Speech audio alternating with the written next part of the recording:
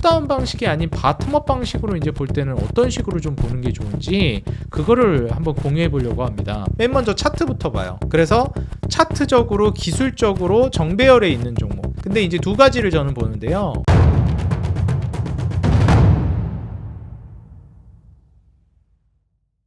네, 반갑습니다. 주식장인 유튜브 구독자 여러분들, 주식장인입니다. 제가 이전 영상을 통해서 초보 투자자분들이 이제 투자를 이렇게 진행하는 게 좋겠다 싶은 내용들을 좀 공유하는 영상을 올려드렸습니다. 거기에 대해서도 구독자분들께서 많은 공감을 해주시기도 했는데요. 일단 여기에서 제가 또 추가적으로 생각을 하고 있는 포인트 중에 하나가 그러한 이제 좀 기본적인 큰 틀, 이제 아무래도 초보 투자자라면 바텀업 방식보다는 탑다운 방식으로 시황을 어느 정도 이제 금리 인하 국면에 포커스를 맞추고 그 안에서 좀 수혜를 받을 수 있을 만한 상징적인 이제 그 섹터들, 거의 좀 공식처럼 움직이는 그러한 종목들, 업종군을 좀 보시는 게 좋다. 기왕이면 좀 우량주 위주로 보시는 걸 권장드린다. 이렇게 좀 말씀을 드렸습니다. 근데 이제 사실 우리가 그것만 하면 좋겠지만 솔직히 말씀드리면 뭐 우리 구독자 여러분들도 그렇지만 좀 재미가 없잖아요. 뭐 우리가 재미로 투자를 하냐 이럴 수 있겠지만 우리가 이제 돈을 좀 더 많이 벌기 위해서는 조금 모험을 해야 됩니다. 이건 어쩔 수는 없어요. 그래서 그 모험을 걸 수 있을 만한 종목을 좀 어느 정도는 비중을 상대적으로 적게 들이더라도 편입을 안 시키는 것보다는 조금씩 이제 그 무난하게 수익 내는 파이의 종목군을 형성을 해서 큰 돈을 쟁여놓고 상대적으로 좀 적은 금액으로 배팅을 좀 해볼 만한, 실패해도 물론 타격이 있겠지만 크게 타격이 가지 않는 선에서 도전해 볼 만한 종목을 발굴하는 것도 하나의 투자의 재미요, 어찌 보면 또 계좌를 퀀텀 점프 시킬 수 있을 만한 중요한 트리거가 되거든요. 여기서 이제 많은 투자자분들이 실수하시는 게 이렇게 좀 도전을 해볼 만한, 배팅을 해볼 만한 종목에다가 비중 조절을 실패하시고 너무 많이 담는 경향이 있어요. 이게 이제 욕심을 컨트롤을 못 하셔가지고 그런 건데, 예를 들면 뭐 우량주들로 무난하게 20-30%, 뭐 많게는 뭐 50% 계좌를 봤더니 뭐 20-30% 이렇게 수익이 나고 있는데, 그 배팅을 한번 한 종목이 막 3배, 4배, 막 10배 이렇게 올라가는 걸 보면서 그냥 여기 몰빵 쳤으면 내가 얼마를 버는 거지? 이 생각을 하세요. 이게 사람은 다 똑같습니다. 저도 그런 생각을 지금도 합니다. 근데 안 할 수는 없거든요. 왜냐면은 뭐 무난하게 가고 있는 계좌의 종목들이 있는데 이런 건 또 엄청나게 가는 종목이 또 등장하니까 그런 욕심을 좀 이제 컨트롤하는 영역으로 가야 됩니다. 근데 이제 그런 종목을 위험하니까 아예 하면 안 된다. 초보는 하면 안 된다. 이건 아니고요.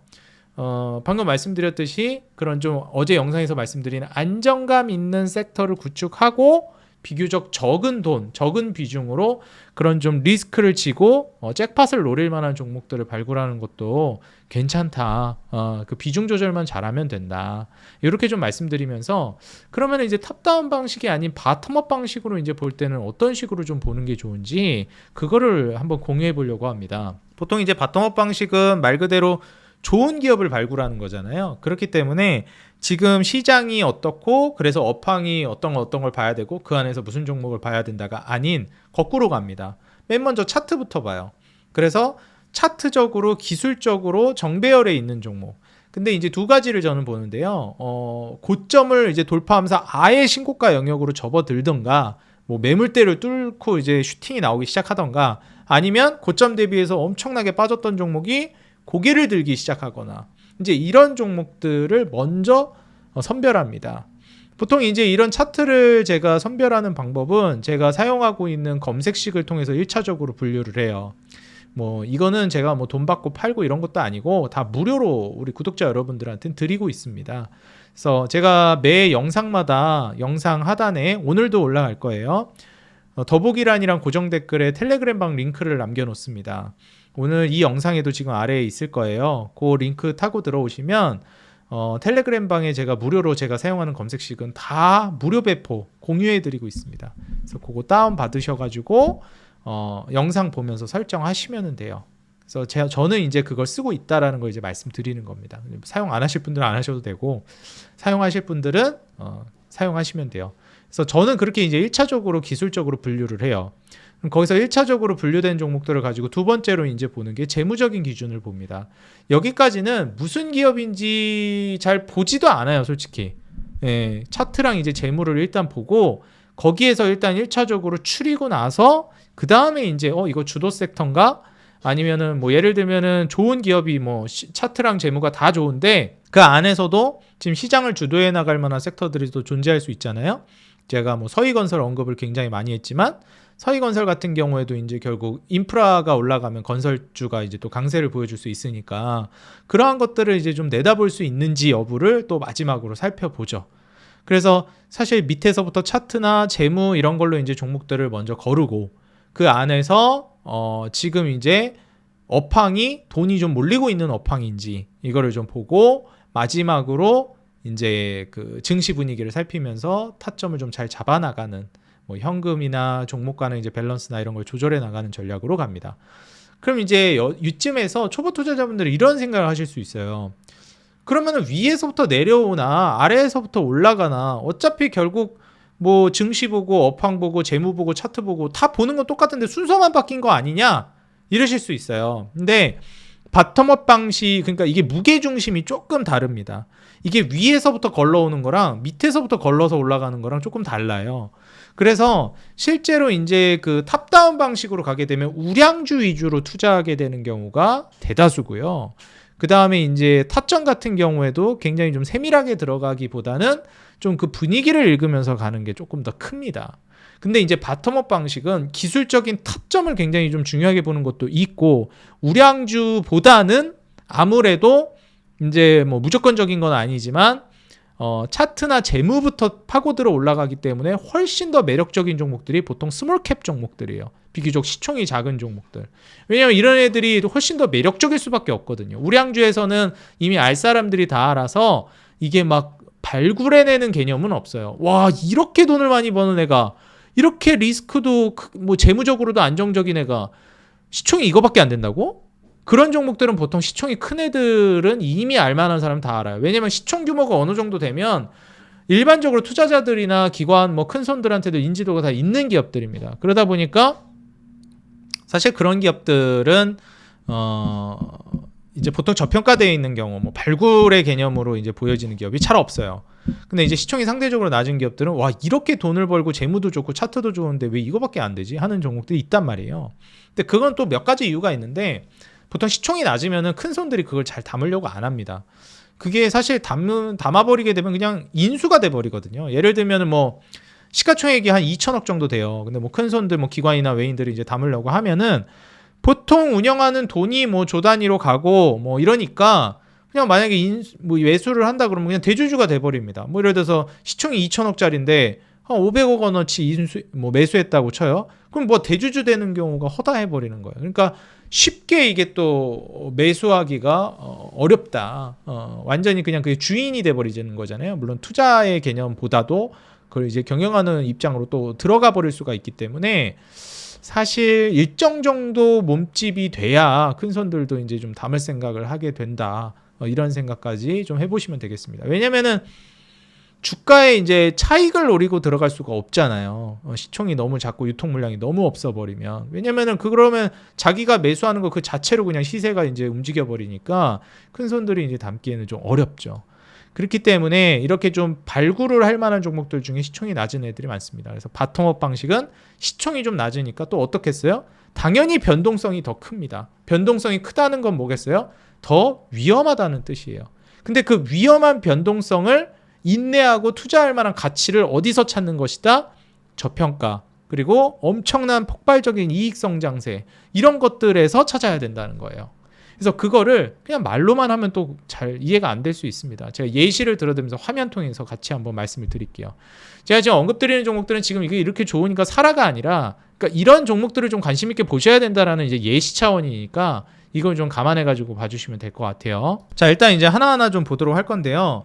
일단 먼저 SKD&D를 한번 볼게요. 이게 뭐 하는 기업인지도 일단 차치하고, 제가 이제 검색식이 이렇게 있어요. 추세 돌파 검색식이라는 걸 이렇게 쓰고 있고요. 여기 지금 검색하면은 요즘 증시도 좋아서 360개나 뜹니다. 그러면은 이제 360개라는 게 지금 뭐 투자를 해나간다라고 했을 때 종목이 정말 많잖아요. 그래서 그 많은 종목들 뭐 수천 개 이제 종목들 안에서 우리가 이제 코스피, 코스닥 다 합치면 이제 뭐 2,000개 넘어가고 이러니까 그런 이제 종목들을 좀 생각해 본다라고 하면은 그 안에서 이제 차트로 360개, 320개 이렇게가 이제 걸러진다라는 거. 이거를 이제 생각하면 됩니다. 여기서 이제 종목들이 쭉 있는데 SKD&D를 한번 볼게요. 검색식에 포착된 거 기준으로 보면은 이제 차트만 봐도 어떻죠? 그렇죠. 이제 고점 대비해서 주가가 상당히 조정이 나왔다. 2023년 말까지만 해도 주가가 꽤 높은 수준을 이렇게 올라가고 있었는데 이게 이제 쭉 미끄러지면서 무너졌고 그리고 올해 들어서면서 주가가 다시 올라서기 시작했다. 그리고 차트가 정배열이 되기 시작했다. 자, 그러면 이쯤에서 이제 SKD&D의 재물을 살펴보게 되면 24년도 그렇게 좋지가 않았는데 사실 이때 매출은 엄청 늘고 이익은 오히려 줄었어요. 23년도랑 비교하면. 그러다 보니까 매출 는 건 좋은데 이익이 더 줄었다라는 건 뭐예요? 사실 속빈 강정이 됐다는 거예요. 뭐 돈 많이 벌면 뭐예요? 남는 돈은 더 줄었는데 오히려 이때보다 더 안 좋은 겁니다. 왜냐면은 수익 구조 자체가 엄청 안 좋아진 거거든요. 이때는 뭐 23년도에는 마진율이 영업이익률이 46%가 나왔는데 영업이익률이 6%로 떨어진 거예요. 순이익률도 이제 26%였는데 5%로 떨어졌습니다. 그러니까 이러면은 사실 뭐 어렵죠. 근데 이제 올해부터가 중요한데 영업이익률이 83%가 지킵니다. 내년 내후년을 줄어도 82%, 78% 정도가 지켜요. 순이익률도 작년에 5%로 확 죽었었는데 이때 잘 나올 때도 뭐 15%, 13% 이랬고 뭐 26%가 최고치였는데 이제 5%까지 떨어졌다가 올해 이제 9%, 내년 내후년 가면서 13%까지 순이익률이 증가할 걸로 기대되는 거예요. 그러니까 사실 작년이 마진율이 바닥치고 올해랑 내년, 내후년으로 가면서 이익률이 좀 증가한다라는 거죠. 특히 순이익률이. 영업이익률도 말도 안 되게 증가하고. 그러면서 이제 사실상 올해부터 영업이익이 대폭 늘고 매출은 이제 줄었지만 그리고 영업이익이나 이런 것들도 점진적으로 우상해 간다라는 거죠. 그래서 이제 이런 점들을 좀 고려해 본다라고 하면 매출 대비해서 이제 이익이나 순이익 캐파가 이제 좀 회복될 거라는 기대감을 우리가 가져볼 수 있는 것이고 매출은 이제 또 계속 줄 걸로 예상이 된다. 영업이익도 줄어든다. 근데 순이익이 늘어난다. 그래서 이거는 사실 막 엄청 좋다라고 보기는 어려워요. 근데 한번 마진율이 완전히 망가졌다가 이걸 이제 마진율을 드라마틱하게 이제 끌어올리는 구간, 다시 말해서 이제 기업이 탈바꿈을 하는 시점이라고 보시면 됩니다. 그래서 이런 것들은 주가가 이게 만약에 이런 기업들이 안 떨어지고 뭐 이런 데에 있다, 뭐 이 정도 좀 눌림 줬다, 뭐 한 이런 자리에 있다, 이러면은 안 사요. 신고가 돌파 찍고 있으면 좀 위험합니다. 이런 건 다른 것도 이런 거 좋은 거 많은데, 근데 한번 완전히 아작이 났다가 반등하는 구간이기 때문에 사실 이렇게 마진율이 완전히 망가졌던 거, 이익이 무너졌던 거, 이거를 다 여기에서 24년도 이때 바닥에 여기서 이제 다 반영이 된 거거든요. 안 좋았던 부분들이. 그리고 나서 이제 개선이 되는 국면이기 때문에 사실 지금 PER이 너무 많이 빠져가지고 막 4배, 3배 이러잖아요. PBR도 뭐 0.3배, 0.2배 이러고. 그러니까 사실 저평가 측면에서는 너무 매력도 있는 겁니다. 심지어 영업이익률이 막 70, 80%가 나오고 순이익률도 이제 두 자릿수가 나오는데 PER이 3배, 4배는 좀 심해요. 엄청 저평가예요. 그러니까 너무 저평가되어 있다 보니까 어떤 거예요? 상대적으로 배당 수익률이 말도 안 되게 올라가는 겁니다. 이때 뭐 7%도 한번 찍힌 적이 있는데 이때 이제 뭐 주가가 높았으니 뭐 4% 갔다가 그 이전에 주가가 좀 낮았으니까 좀 높았겠죠. 그리고 작년에는 주가가 어마무시하게 낮아지다 보니까 8%까지 갔습니다. 이제 뭐 올해가 좀 낮아진다 해도 배당 수익률이 상당하겠죠. 뭐 이익 캐파가 그래도 늘어나는데. 그래서 이런 점을 고려해 보면 어쨌든 배당은 이제 순이익을 생각을 해봐야 되거든요. 순이익이 계속 증가 추세면 배당 금액은, 절대적인 그 배당금은 줄기가 좀 어렵습니다. 그래서 배당금이 고정되어 있다라고 하면 이게 8%에서 크게 벗어나지는 않을 거라고 봐요. 배당 수익률 자체가. 물론 작년 이제 종가 대비해서는 주가가 올라와 있는 상황이라 수익률이 좀 떨어질 수는 있는데 배당금이 똑같으면은 뭐 이게 뭐 4%로 떨어지고 그럴 거라고 보지는 않습니다.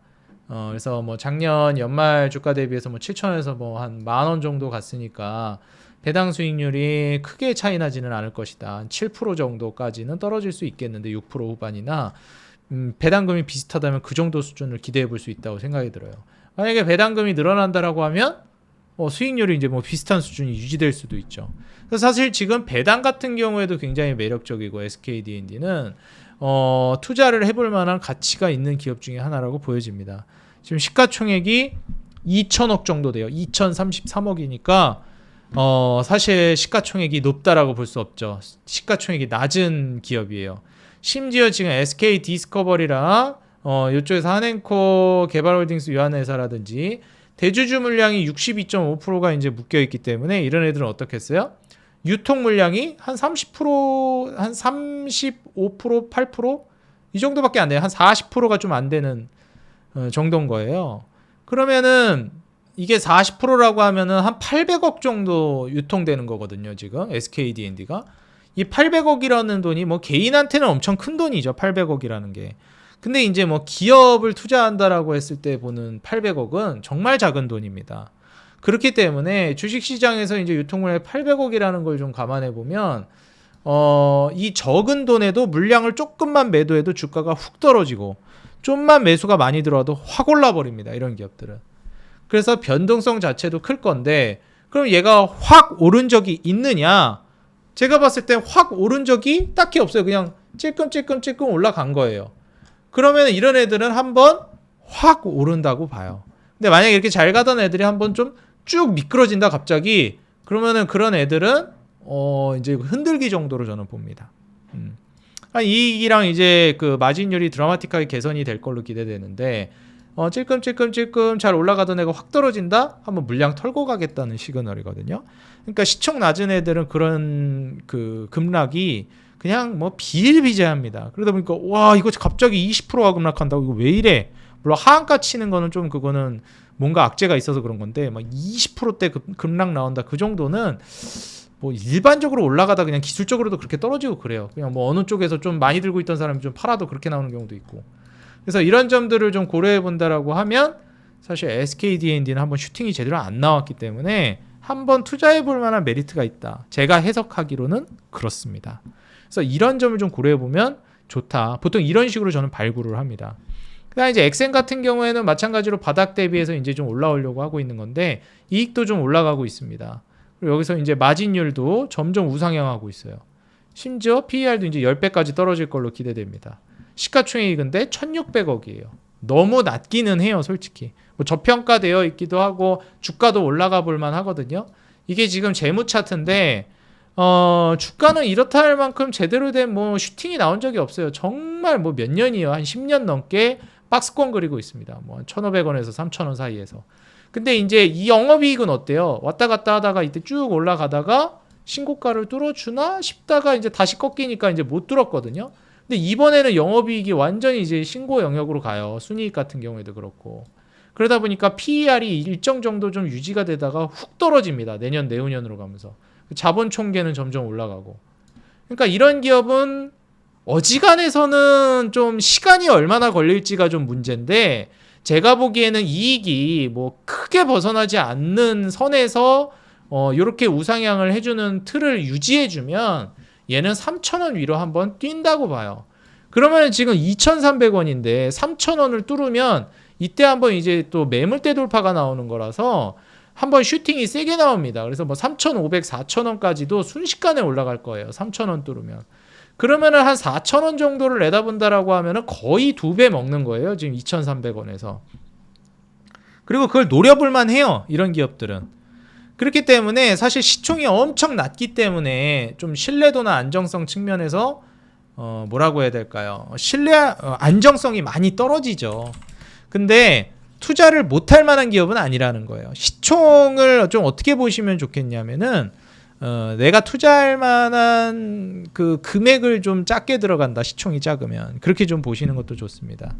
그리고 얘가 이제 뭐 적자를 보고 있던 기업도 아니고 꾸준하게 돈은 계속 벌던 기업이에요. 영업이익도 순이익도 적자가 안 나던 기업입니다. 뭐 2015년도 당시에는 좀 영업 그 순이익 적자가 난 적이 있기는 한데 뭐 어지간해서는 한 2018년 이후로는 적자가 난 적이 없어요. 계속 이익 보고 있었고 그냥 부침이 좀 있었다 정도. 근데 이제 그 부침을 떠나서 이제 내년 내후년으로 가면서 성장이 기대되고 애초에 부채 비율이 얘는 15% 아래잖아요. 그러니까 이런 기업들은 어떤 기업이에요? 물론 시총 자체가 낮아가지고 변동성이 좀 크고 불안할 수는 있는데 애초에 어떤 기업이다? 그러니까 잘못되기는 좀 어려운 기업이다. 그러니까 뭐 와 갑자기 막 큰일 나가지고 망한다 이러기는 어렵다. 부채 비율이 15% 아래면 제가 뭐라 그랬죠? 이자 낼 게 없어요. 사실상 부채가 없는 거나 다름없는 거예요. 현금 가지고 장사하는 애들이랑 다를 바가 없다. 뭐 거의 이렇게 제가 강조를 드리잖아요. 무차익 구조라고. 심지어 마진율까지 올라가고 있으니까 이때 전성기 수준으로 가는 거고. 그러면은 뭐 신고가가 3,250원인데 내가 보수적으로 접근하겠다라고 하면 2,000원 초반에서 3,000원 초반까지는 좀 기대해 볼 수 있다는 거죠. PER이 뭐 고평가되어 있는 것도 아니고. 마진율이 20%대를 넘보고 있는데 PER이 10배면 프리미엄이 상대적으로 많이 안 붙은 겁니다. 근데 이런 애들이 왜 이렇게 못 가냐? 방금 전에도 말씀드렸지만 큰 손들이 들어오기가 어려워서 그래요. 큰 손들이 들어오지를 못하니까 그냥 개인들 사이에서 그냥 먹고 빠지고만 계속 반복되는 거고 단타쟁이들만 왔다 갔다 하고 뭐 이런 식으로 이제 되는 거죠. 그러려면 이게 매출 캐파 자체가 완전 퀀텀 점프가 이루어지거나 진짜 꾸준하게 이렇게 계속 성장해야 돼요. 그러면은 이제 한번 완전히 이제 올라서는 주가 상승이 나오겠죠. 근데 이제 그 전에는 이런 식으로 이제 계속 움직일 가능성이 있다. 그래서 이런 기업들은 투자해볼 만은 해요. 근데 큰 돈을 투자할 만한 기업이 아닌 거죠. SKD&D나. 근데 만약에 SKD&D랑 XM이랑 비교를 하면은 SKD&D가 좀 더 낫죠. 왜냐면 SKD&D는 결국 누구를 끼고 있어요? 시총은 좀 낮아도. 뭐 그래 낮다 해도 XM보다는 높잖아요. 시총이. 누굴 끼고 있어요? SK를 끼고 있잖아요. 그러니까 안정성이 훨씬 올라갑니다. SKD&D는. 이게 무시를 못한다. 솔직히 이제 지금 보시게 되면은 부채 비율 같은 경우는 얘가 막 100%대 이래요. 근데 그래도 SKD&D가 더 안정적이다. 왜냐면 부채 비율은 계속 떨어질 거고 이게 대기업 계열사라는 게 무시를 할 수가 없다라는 거. 그거를 좀 감안하시면 되겠습니다.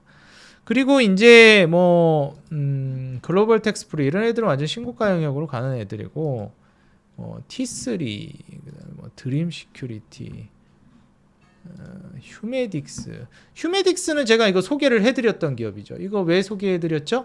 이것도 이제 기술적으로 보는 걸 하나 말씀드리자면 이 한번 거래량 터트리면서 올랐는데 매물대를 못 뚫어주는 애들이 있어요. 이렇게 저항 맞는 애들. 여기 저항 맞았잖아요. 매물대. 과거 지지받았던 구간에서. 그리고 이 구간에서 또 저항을 맞아요. 이게 거래량을 터트리면서 돌파를 시도했는데 이 매물대를 못 뚫은 거예요. 여기 매물대를. 그러니까 여기서도 저항 맞죠. 여기서도 저항 맞죠. 그걸 뚫어준 게 여기예요. 그래서 제가 이때 이거 휴메딕스를 사는 게 좋다 이렇게 말씀드렸던 것이고 그래서 실제로 올라갔죠. 그리고 이렇게 지금 보시게 되면은 요 구간에서 이제 저점을 올리면서 삼각 수렴을 만들어주죠. 이런 애들이 이제 돌파가 나오면서 슈팅이 나오는 거예요. 그럼 이런 애들이 기술적으로도 이렇게 좋은데 지금 매출도 증가하죠, 영업이익도 증가하죠, 순이익도 증가하죠. 그러니까 이제 이런 애들은 점진적으로 계속 올라가는 거예요. 심지어 제가 방금 말씀드렸던 부채 비율 얼마나 낮습니까? 얘도 지금 9% 10% 왔다 갔다 해요. 부채 비율이 엄청 낮은 겁니다. 이거는 가산점을 줘야 되는 부분이에요.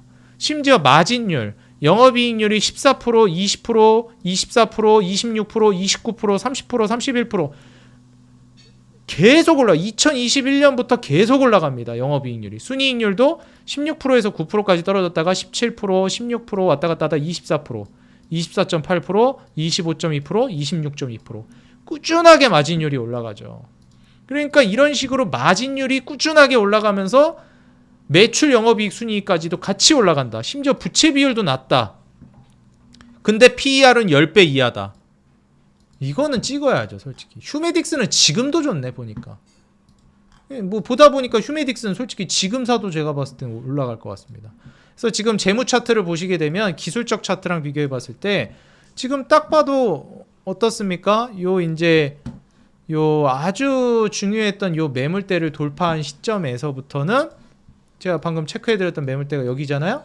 세 번 이제 벌써 2018년부터 저항 맞던 자리예요. 그걸 돌파한 게 지금이고 이게 지금 역사적으로 영업이익이 이렇게 고만고만한 수준에서 2021년부터는 완전 폭발적으로 영업이익이 늘었습니다.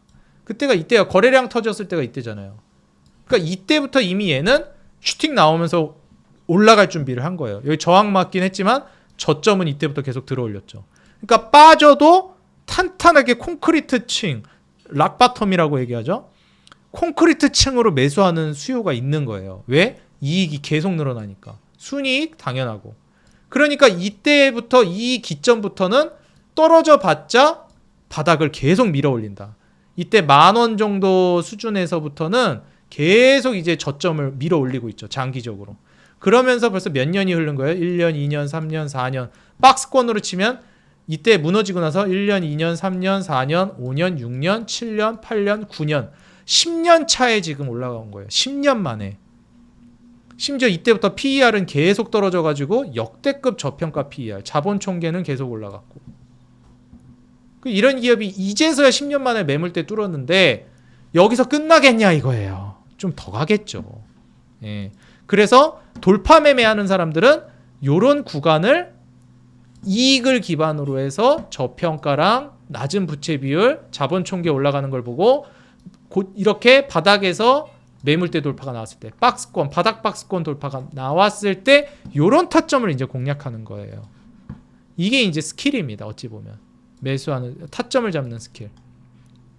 그래서 솔직히 진짜 좋은 타점은 어디였냐면 딱 제가 지금 그어드렸던 선 여기 돌파했던 여기가 제일 좋은 타점이에요. 요 자리.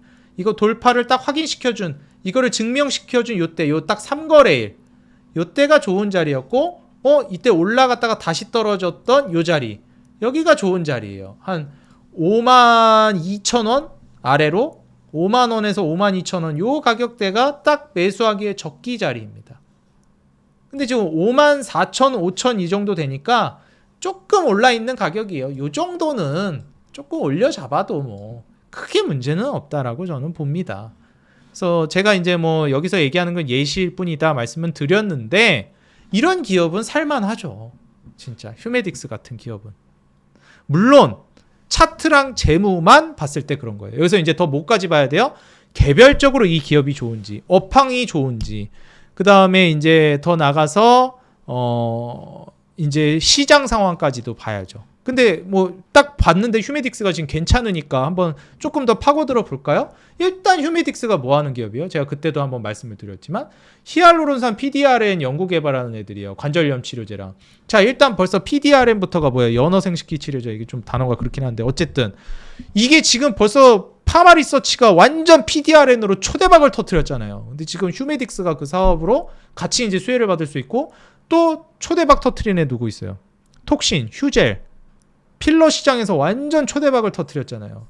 그러니까 얘가 지금 PDRN 원료 활용한 필러 개발해서 에스테틱 제품으로 포트폴리오를 확대하고 있기 때문에 사실상 휴메딕스는 여기서 주가가 휴젤 파마 리서치급으로 이제 저는 올라가야 된다고 보는 거고 후발주자로 충분히 저는 가능성 있는 종목이라고 보고 있는 거예요. 사실 이제 4만 원에서 이제 돌파가 나오는 이런 지점이 이제 굉장히 유의미한 지점이라고 보고 있는 것이고, 그래서 그런 점을 좀 감안해 본다라고 하면 투자 메리트가 충분히 있는 기업 중에 하나다. 그래서 만약에 얘가 뭐 4만 원까지 주가가 떨어진다, 4만 원 아래로는 기업에 뭐 휘청거리는 이벤트가 있지 않는 한 어지간해선 4만 원 아래로는 추세적으로 무너지진 않을 거라고 보고요. 뭐 4만 원 아래로 찔끔 빠질 수는 있어도. 그래서 이런 종목은 지금 같은 구간에서는 슬쩍 들어가다가 한 4만 원 정도 가격대까지 기술적 조정이 나오고 여기에서 뭐 지지후 반등을 보여준다든지 뭐 이런다. 그러면 이런 애들은 이제 막 추매도 해봐도 되는 거예요. 왜냐면 요 하단 박스권의 그 고점이 명백한 이제 락바텀, 단단한 이제 바닥 라인으로 형성을 시켜준 거거든요. 원래 이제 휴메딕스는 바닥 라인이 10,000원대 구간, 죄송합니다, 20,000원대 구간, 요 20,000원 근처 가격대가 단단한 바닥층이었거든요. 근데 이제 여기에서 4만 원 가격대가 이제 단단한 그 천장층이었는데 이 천장을 뚫어버리니까 이제 4만 원이 단단한 바닥이 되는 걸 이제 증명해 주는 게 요 근처에서 지지시켜주고 반등해주는 구간이에요. 그러니까 이런 구간에 만약에 조정이 나와서 4만 원 구간을 이탈하지 않고 지지해주고 그 근처에서 뭐 38,000원, 39,000원 여기까지 떨어질 수는 있겠죠. 조금. 근데 그 유사한 4만 원 언저리 구간에서 지지해주고 다시 반등을 해주면 얘는 이제 요 구간을 매물대로 지지라인으로 이제 인식하면서 올려주는구나 라고 하기 때문에 이런 이제 기술적 조정이 나온 후 반등이 나오게 되면 그런 자리에서 이제 조금 비중을 더 담아보는 전략도 나쁘지 않다. 그래서 이제 이러한 좀 전략적인 매집을 통해서 분할 매집을 통해서 매수를 하고 매매를 하는 전략도 유효하다. 애초에 이제 요즘에 그 의료 뷰티가 워낙에 이제 또 잘 나가고 있기 때문에 또 이런 애들이 마진율이 또 되게 높아요. 파마리서치 마진율 역대급이잖아요. 잠깐 볼까요?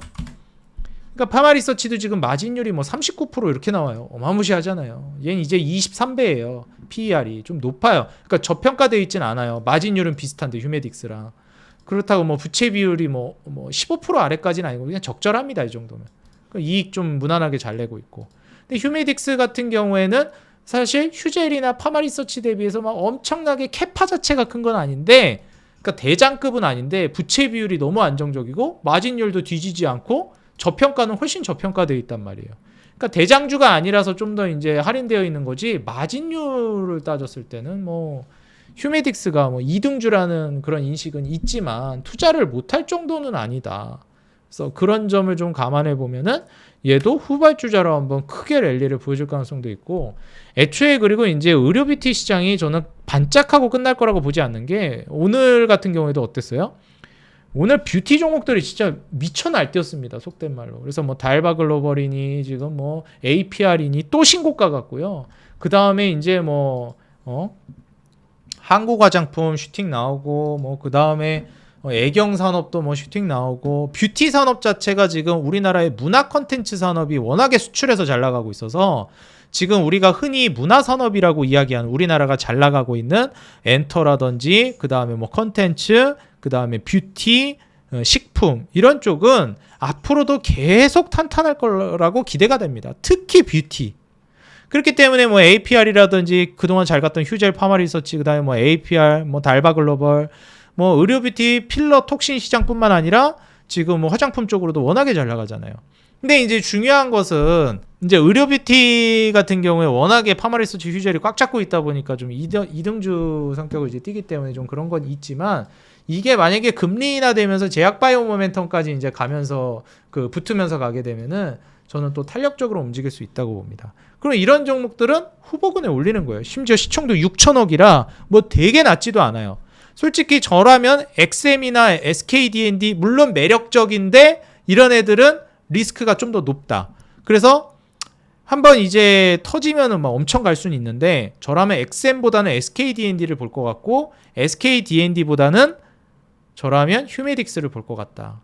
그러니까 왜 그러냐면은 결국에는 안정성과의 밸런스가 그래도 어느 정도는 중요하기 때문에 그렇습니다. 그래서 이런 비슷한 관점으로 노바렉스라는 기업이 있는데, 이거 제가 유튜브에서 이미 한번 소개를 해드렸던 종목이에요. 제가 이거를 2023년 작년 12월 11일에 영상 찍었습니다. 한번 찾아보실 분들은 찾아보세요. 개별 기업 분석 영상을 남겼습니다. 그러면 재작년이죠. 2023년 12월 11일에 추천을 한 거죠. 이때 알려드린 거예요. 말아 올려지면서 삼각수렴 패턴에서 돌파하고 급등 나올 거다. 근데 어떻게 됐죠? 주가가 아작이 났어요. 그러고 이렇게 급등이 나왔어요. 그러니까 이런 게 이익이 좋으니까 이렇게 가는데 이렇게 휘청거렸다 가는 경우가 더러 있다는 거예요. 얘 부채 비율도 뭐 준수하고 이익도 잘 늘어나고 있었거든요. 노바렉스. 저평가되어 있고. 근데 이제서야 올라간 거다. 그러니까 갈 종목은 간다. 결국에 이익 잘 내는 기업들은. 근데 이렇게 휘청거렸다 가는 경우도 있는 거다. 근데 그 휘청거리는 게 시총이 낮으면 좀 크게 휘청거린다는 거예요.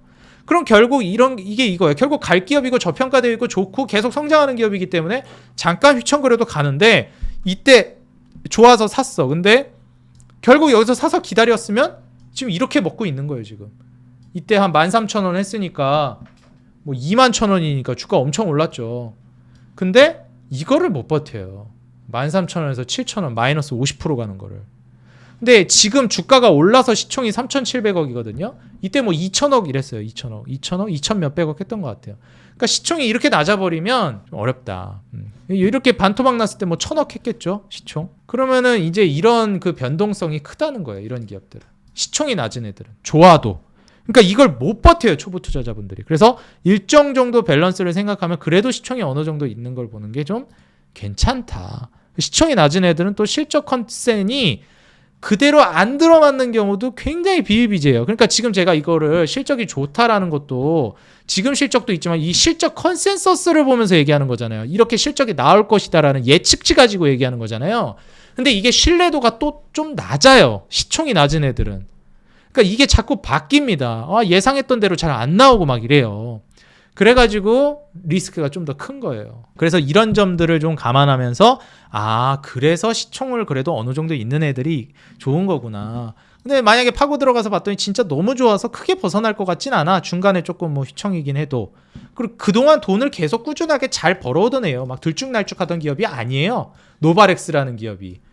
왜냐면 노바렉스를 지금 보시면 아시겠지만 얘네가 지금 건기식 파는 애들이에요. OEM, ODM 하는 애들이란 말이에요. 그럼 뭐 이게 크게 뭐 이렇게 막 변동성이 클 만한 사업이 아닙니다.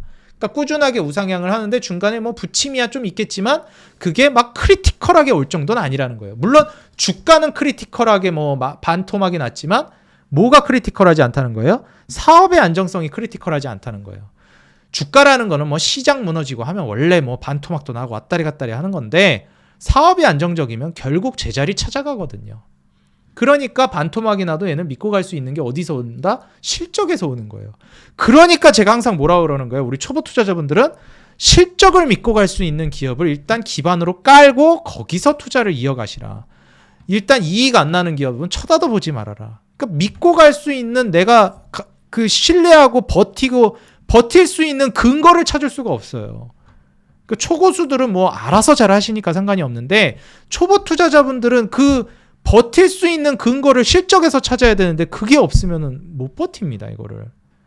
기대감만으로 지금 얘가 만약에 예를 들어서 적자 뭐 몇백억씩 몇천억씩 찍고 있다고 생각해봐요. 제가 어제 영상에서도 말씀드렸던 뭐 D&D 파마텍, 뭐 펩트론, 뭐 신라젠 이런 애들처럼 적자 몇백억씩 찍고 있다고 쳐봐요. 적자를 몇백억, 몇천억씩. 근데 반토막 났어. 무슨 명분으로 이걸 홀딩할 거란 말이냐 이거예요. 이게 어려워진다. 물론 진짜 그 기업에 대해서 빠삭하고 막 자기만의 투자 기준이 있고 초고수인 분들은 잘 하시니까 괜찮은데 초보 투자자분들은 그 어떤 근거로 이걸 홀딩하겠냐 이거예요. 노바렉스는 그래도 꾸준하게 돈 벌어왔던 기업이고 크게 예측치에서 벗어나지 않았고 그래도 조금 예상보다 실적이 안 나오거나 뭐 업황이 좀 안 좋을 것 같다는 전망치 있었어도 그래도 이익이 크게 벗어나지는 않았고 그렇기 때문에 결국 제자리를 찾아가는 거거든요. 이걸 버틸 수 있는 힘은 생긴단 말이에요.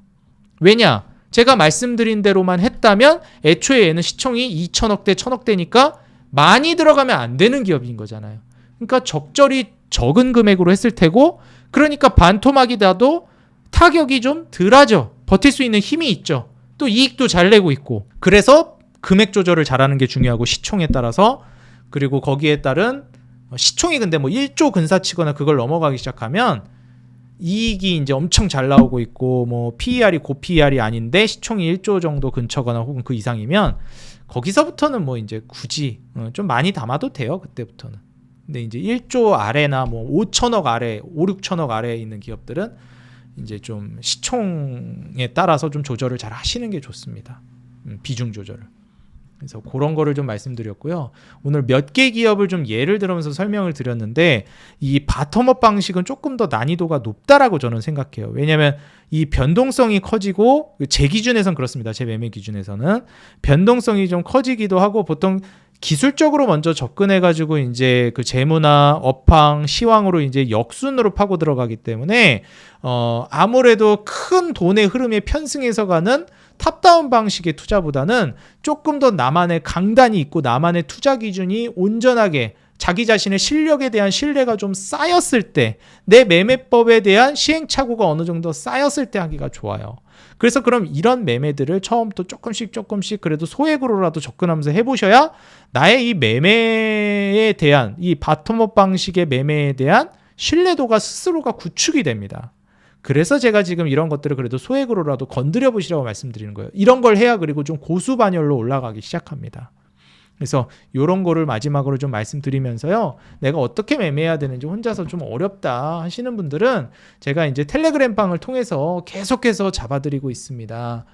이 영상 하단에 더보기란이랑 고정 댓글 텔레그램 방 링크 남겨놓을 테니까 거기 들어오시면 제가 여기 검색식 올려놨어요. 여기 고정 메시지 클릭하시다 보면 이렇게 검색기 있거든요. 요거 다운받으셔가지고 시키는 대로 이 영상에서 검색식 설정하시면 됩니다. 다 무료로 올려놨어요. 아시겠죠? 그거 통해서 여러분들도 한번 매매 연습해 보시고, 종종 제가 또 영상을 통해서 검색식에 포착된 종목들 중에 좋은 종목 제가 발굴해서 알려드리잖아요. 그런 거 좀 주의 깊게가 아니죠. 관심 있게 좀 보시면은 아마 공부하시는데 도움 많이 될 겁니다. 그리고 이제 채널 홈에 들어오시게 되면 이 채널 홈에도 더보기란에 이제 텔레그램 방 링크 있어요. 여기 클릭하고 오시면 되고, 비밀번호도 없고 입장하시면 바로 여러분들 이제 개인정보 내는 것도 없고 서비스 이용하실 수 있습니다. 클릭해서 바로 입장하시고요. 우리 구독자 여러분들 사랑에 힘입어서 구독자 10만 명을 향해 열심히 달려나가고 있습니다. 아직 구독을 눌러주지 않으셨거나 이제 막 방문해 주신 분들은 구독과 좋아요, 알람 버튼 눌러주시면 더 돈 되는 정보, 도움되는 주식으로 보답하겠습니다. 그리고 짧게나마 응원 댓글 달아주시는 거 영상 제작하는데 너무 큰 힘이 되고 있습니다. 조금만 시간 내셔서 짧게 한 줄이나마 응원 댓글 달아주시면 감사하겠고요.